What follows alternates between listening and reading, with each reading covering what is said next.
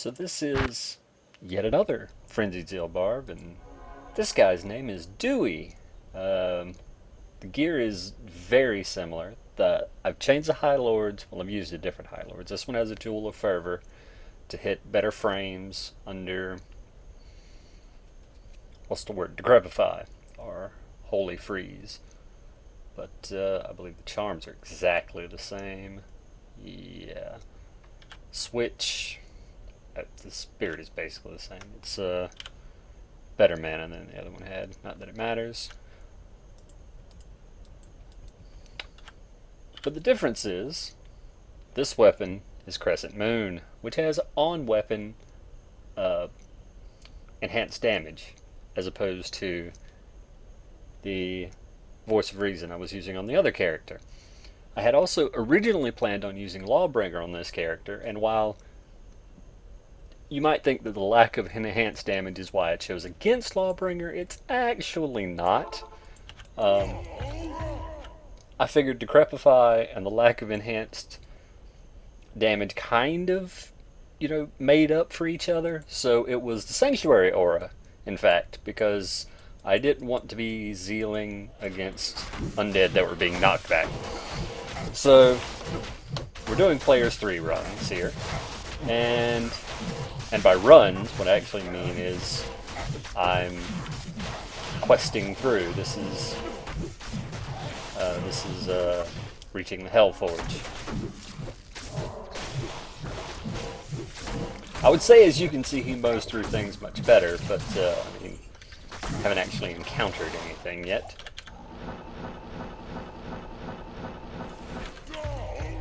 And in general, what I've been doing with these characters is I try to fight, what's in the area. I try to have at least one engagement with a boss pack, preferably, of every monster. But, I don't go hunting around.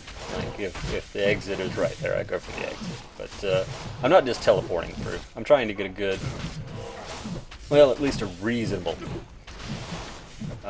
estimation of how the character actually does with questing, instead of just putting 105 fast cast rate on and teleporting through it 8 frames, which would be pretty easy for basically anything. Not bad, not bad. And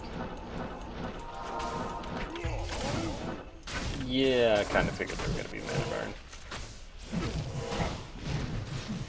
And, mana burn isn't the worst thing in the world, but, because Frenzy and Zeal are so cheap, but it's still not fun. I think we can safely say that. And by we, I mean me. Unless you're repeating what I say at home, which I do strongly encourage you to do that. Especially if you're by yourself. It's like I'm there. Except no.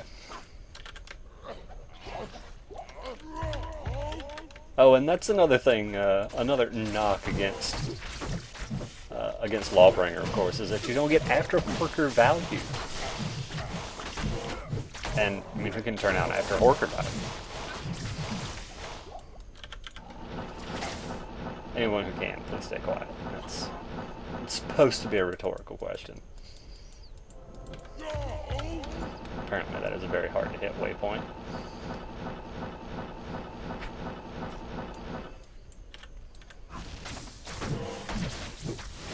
And we're just gonna go visit Hephasto.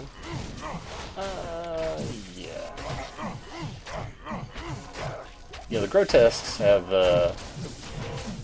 pretty good physical resistance. I'm pretty sure that's right. Maybe it's wrong and I'm lying. All these wonderful possibilities.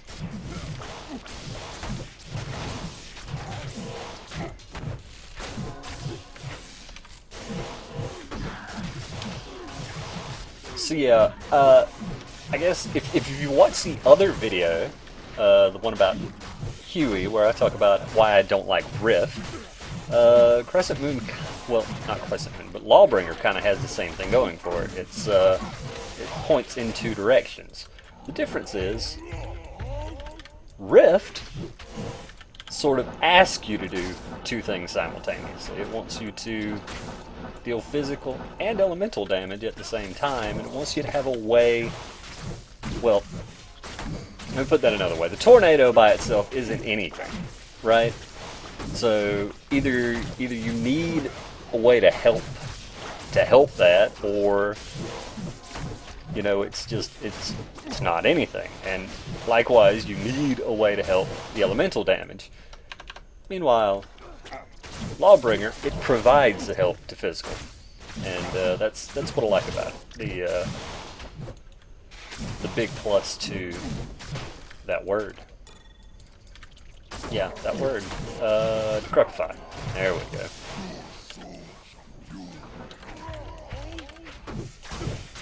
Oh, of course he's a mana burn as well, but he won't hang around long. Hopefully. I say as 9,000 worms get in the way and he's just standing there. Why don't you hit me? Ah, good. Good. He's teleported to a place of non-safety and then made it safe.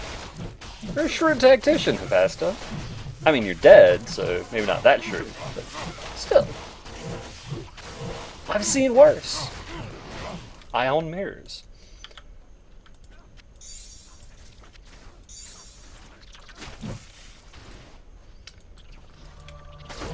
So, my last Hellforge was in Ist. Let's see if that can be topped here. I'm going to assume not, but you never know.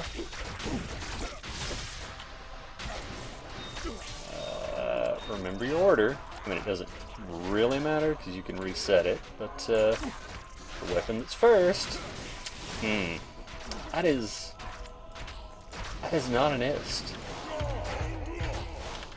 It's not even a goal. Sad times. Well, anyway, thanks for watching, and cheers. So, I figured since I mentioned it, I should go ahead and show off Lawbringer. By the way, this charm you saw me pick up, it's Steel of Ida, actually. 124.38, I think it is. So, thank you guys. Yeah, this is the base I would make if I were just going to make it for this character. The Legendary Mallet has 7.5 more average damage than a Colossus Sword. It's the most damaging one-hander. Pretty sure that's right. And of course, keep in mind that hammers get that extra 0.1% enhanced damage from strength. So, you know, every little bit helps. But in this case, I'm just going to swap in a Colossus Sword because I don't want to worry about respecking and all that. And we'll go someplace where there's plenty of undead. And we are still on players 3. And we'll just see how things work. And you can see the knockback is effective already.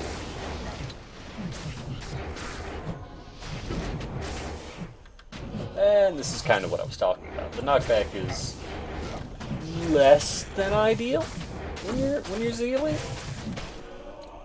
But of course, setting the resistances to 0, that's of course undead. Anything affected by the knockback has to be undead. So its resistance, its physical resistance, would be set to 0, and that's awfully cool. But yeah, as nice as it would be, I just don't really think it's as strong as Crescent Moon was, but it is very cool. Let's see if I can find a boss pack of Ghost. Hey, ask and you shall receive. Zeal away. Come get me. Whee.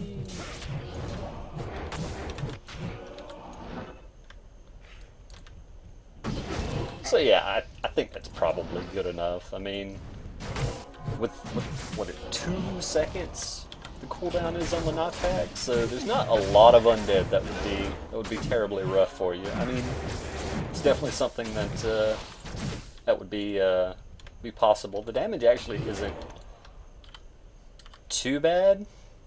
Yeah, this is with might, of course. So yeah, but I think that kind of goes to show why I chose to go the route I did. So yeah, thanks for watching.